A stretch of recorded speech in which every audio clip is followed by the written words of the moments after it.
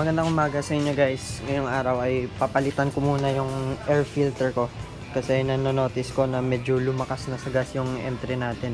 Advice nung mekaniko dito sa amin sa Yamaha na try ko munang palitan yung air filter kasi minsan yun yung cause ng ng M3 natin paglakas sa gas.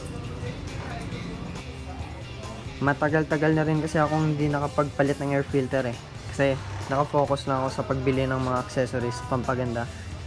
Yun yung mali natin minsan. Nakakalimutan natin yung maliliit na bagay na para sa motor natin, yung maintenance. Kaya dito yung binili nating air filter.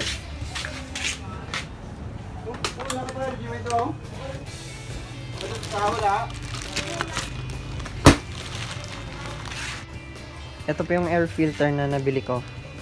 Tig 250 pesos po siya. Kaso meron tayong discount card kaya nag 225 pesos lang. 225 pesos lang po to. Kaya sa mga tulad kong M3 user, wag na nating ipagkait yung 225 natin para sa maintenance ng motor natin. So ayun guys, ikakabit na muna natin tong air filter natin at i-update ko kayo sa gas consumption after nito.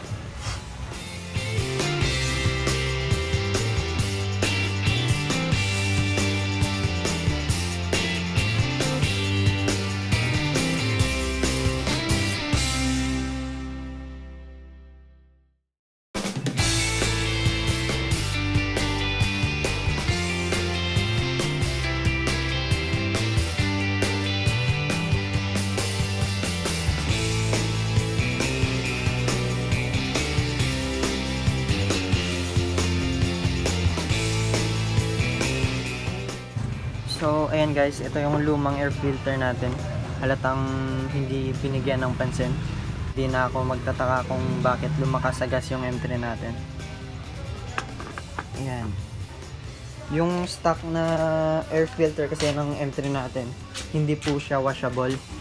Pero meron namang nagbebenta ng washable na air filter. Pero di lang ako sure sa performance nun. Kaya mas prefer ko tong stock lang ulit na binili ko sa Yamaha. Yan na po yung bagong air filter na binili natin. Madali lang po siyang ikabit. Kaya easy lang. Ibabalik na muna natin yung cover nito. Then try nating pandarin yung M3.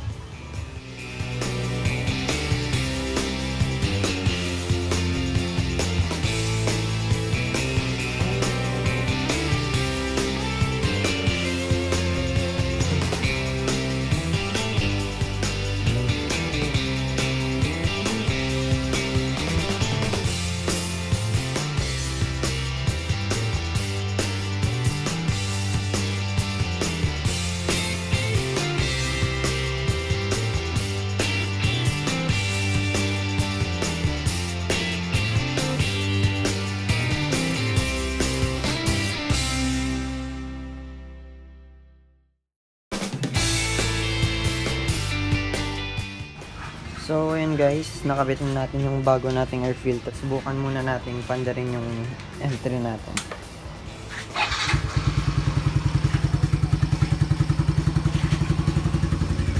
Okay. So ayun, okay na yung M3 natin. Advice ko lang sa inyo guys na huwag nating kalimutang palitan yung air filter natin. Kasi usually yung dapat dyan 3,000 kilometers pinapalitan na yan At yung next video na gagawin natin ay yung pag-install na ng two-way alarm kasi di pa dumating, kaya abangan nyo na lang.